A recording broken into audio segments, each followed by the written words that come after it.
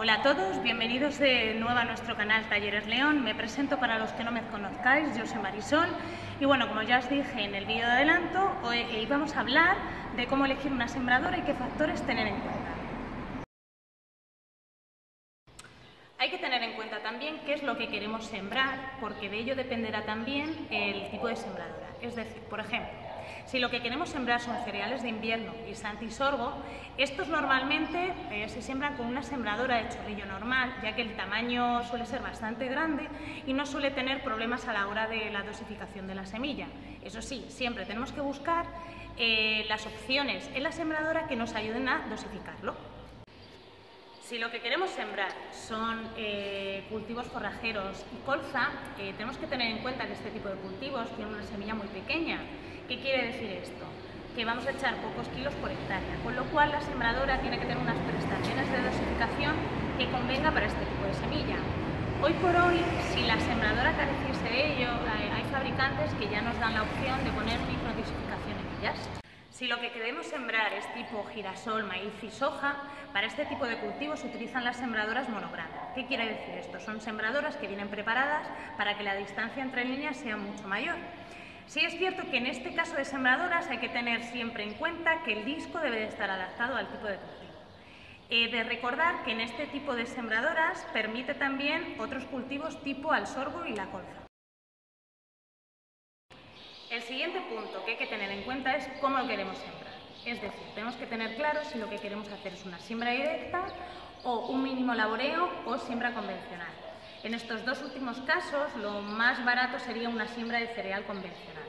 Independientemente de esto, también tenemos que tener claro y saber elegir entre disco y reja. Por ejemplo, si hay mucha paja y esta está húmeda, el disco puede a veces no cortarla y que esta siembre encima de ese residuo.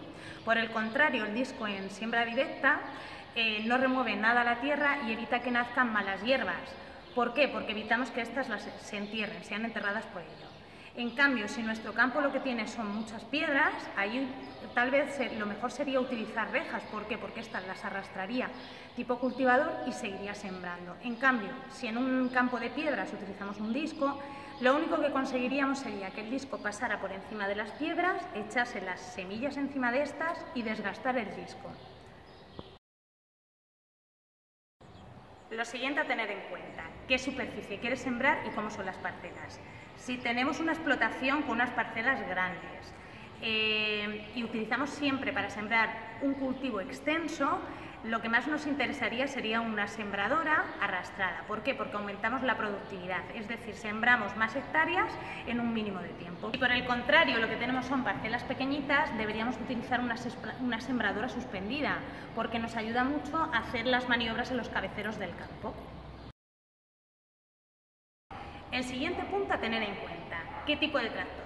Bien, este punto es muy importante. Después de elegir la sembradora, el tipo de sembradora que queremos hacer, tener claro qué tipo de explotación tenemos.